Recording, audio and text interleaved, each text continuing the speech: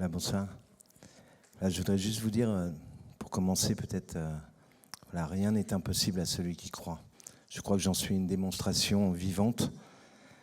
Je pense que toute épreuve peut être surmontée à partir du moment où il y a un regard d'espérance, quelque chose qui nous permet justement de croire, avoir confiance, quelque chose qui va faire grandir peut-être au-dedans de nous, tout simplement un peu de résilience. Bien sûr, j'ai mis beaucoup de temps à comprendre ça, j'ai mis beaucoup de temps à prendre conscience qu'il y avait quelque chose de lumineux en moi. J'ai grandi dans des cités, 18e arrondissement. Et c'est vrai que ma vie a été brisée un peu au départ. Pourtant, la belle histoire, elle a commencé à mon été, mes 14 ans.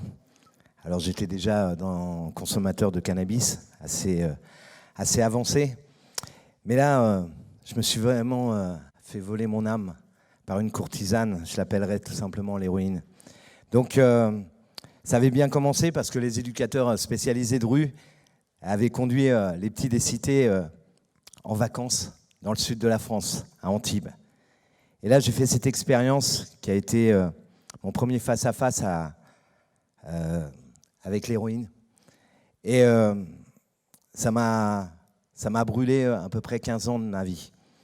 15 ans où j'ai vécu ce qu'on appellerait l'enfer des drogues. Donc malheureusement, j'étais pas tout seul dans cette histoire, puisque après quelques années, j'ai fait cette expérience. J'ai rencontré ma compagne, et tous les deux, on a commencé à tomber, à sombrer dans l'héroïne. Ça a été compliqué. Ça a été vraiment compliqué puisque même quand on a essayé d'arrêter, à ses 20 ans à peu près, voilà, elle est tombée enceinte, 4e mois de grossesse, on lui a annoncé qu'elle avait le sida. Et le jour où on lui a fait une interruption de grossesse, je crois que tous les deux on a vrillé. Tous les deux on s'est laissé emporter dans des choix de mort. Je fais plusieurs tentatives de suicide par overdose. Les pompiers de Paris m'ont sauvé la vie. Et je me suis retrouvé à Fresnes, accusé d'un homicide volontaire, un règlement qui s'était mal passé, enfin un règlement de compte qui s'était mal passé. J'ai juste été défendre un de mes potes sur un trafic. Et il y a une trentaine d'années de ça. Et donc, dans cette prison, on m'a annoncé que j'avais la maladie du sida. Et autant vous dire que pour moi, voilà, je pense que l'espérance de vie était plutôt de 0. Alors j'ai laissé mes pensées être envahies de pensées de mort. Et là aussi, j'ai préparé mon suicide. Je me suis fabriqué une lame, j'ai attendu que les détenus s'endorment. Et en plein milieu de la nuit, face à ma propre mort, je dirais, je crois que j'ai fait ce face-à-face ultime avec quelque chose qui ressemblerait peut-être à une révélation. J'ai crié, j'ai pleuré. Et à cet instant, j'ai ressenti comme une paix, comme une présence. Quelque chose que je n'avais jamais l'habitude d'avoir. Et en fait, cette paix, c'était comme une lumière, quoi. Je ne sais pas comment expliquer, c'est toujours difficile à expliquer. Mais à partir de ce moment-là, j'ai commencé à découvrir qu'il y avait peut-être quelque chose dedans de moi. Il y avait peut-être quelque chose qui pouvait justement me permettre de me battre. Alors j'ai lâché la lame et je me suis battu contre tous mes petits démons. Et d'ailleurs, la justice des hommes a reconnu une légitime défense. Je suis sorti avec un non-lieu. L'histoire pourrait s'arrêter là, simplement, malheureusement, encore une fois, dans ces côtés, on peut dire, ténébreux de ma vie, je me laissais encore emporter, je me suis laissé encore, malheureusement, tenter. Et les choses ne se sont pas arrangées, puisque ma compagne est tombée gravement malade du sida. Elle est morte quelques années après. Et moi, j'étais vraiment mal, j'étais vraiment très très mal. Alors j'essayais de donner un sens à tout ça, je cherchais. Alors j'allais dans les endroits où, voilà, qui pouvaient m'inspirer, on va dire ça comme ça. Et je regardais un personnage qui m'aidait parce que je me disais, de là où il est, peut-être qu'il peut comprendre ma souffrance. Et en même temps, j'avais cette sensation,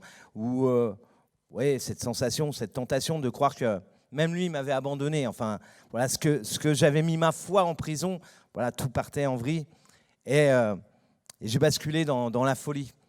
On m'a enfermé dans voilà, dans un hôpital psychiatrique, secteur 2. Secteur 2, ça veut dire secteur fermé. Pas le droit de visite, pas le droit de sortir. Alors, quand j'étais en prison, quand j'allais au juge, j'avais les entraves aux pieds, aux mains, mais j'étais debout. Hein, j'étais tiré. Il y a un gendarme qui me tenait, mais là, j'étais attaché au lit. J'avais un lit, j'avais une chambre pour moi tout seul, j'étais attaché au lit, et c'était terrible, parce que, alors c'était pas des menottes, hein, c'était vraiment des liens, et on n'est pas fait pour vivre comme des esclaves, quoi.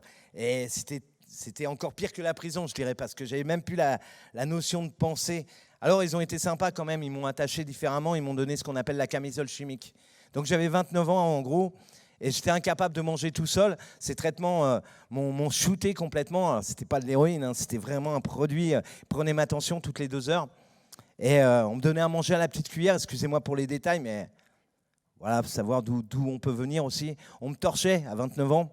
J'étais incapable voilà, de faire quoi que ce soit. On me positionnait devant une télévision qui passait en boucle. Et je devenais fou, quoi. J'avais l'impression que la télé elle-même m'insultait. J'avais juste envie de la casser. Et puis le sida s'est déclaré. Donc une maladie opportuniste. Le foie fibrosé à cause de la drogue, l'alcool. Et donc j'ai été dans un service de ce qu'on appelle les sidéens. À l'époque, il n'y avait aucun traitement. Dans ce service, c'était dans le 18e arrondissement, à l'hôpital Bichat. Et là, j'avais l'impression que voilà, le face-à-face à ma mort. Et encore une fois, je me rappelais de ce que j'avais vécu en prison.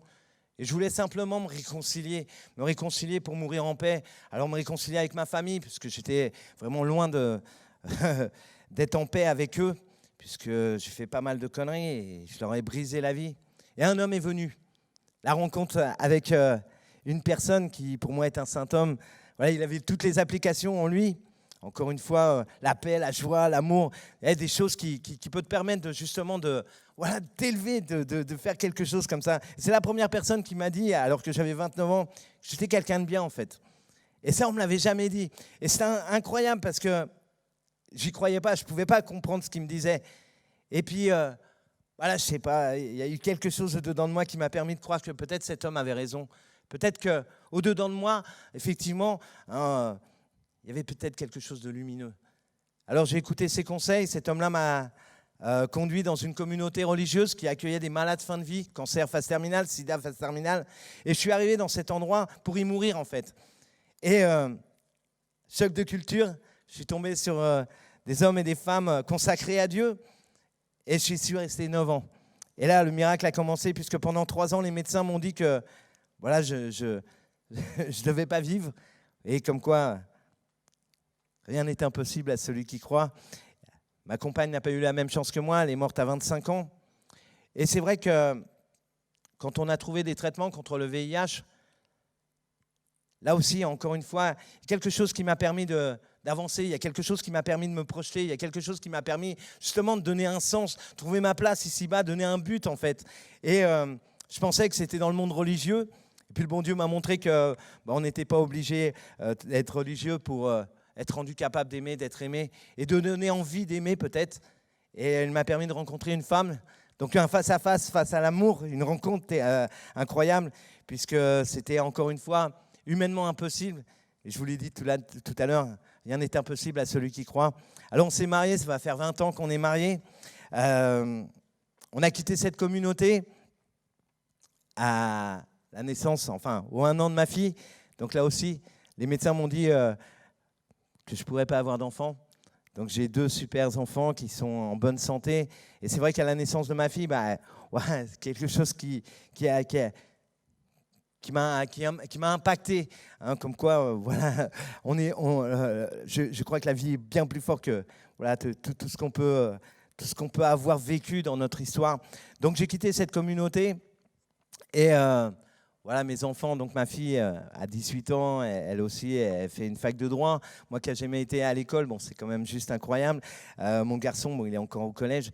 Et je crois que, aucune prétention, hein, je crois que j'ai pu justement réussir à construire quelque chose, réussir voilà, réussir tout simplement ma vie, puisque aujourd'hui, j'ai jamais été autant à l'école que ces dernières années, puisque au travers de mon témoignage, je vais dans les établissements scolaires leur parler de ce message, comme quoi, justement, il n'y a rien qui est impossible à celui qui croit. Voilà, merci.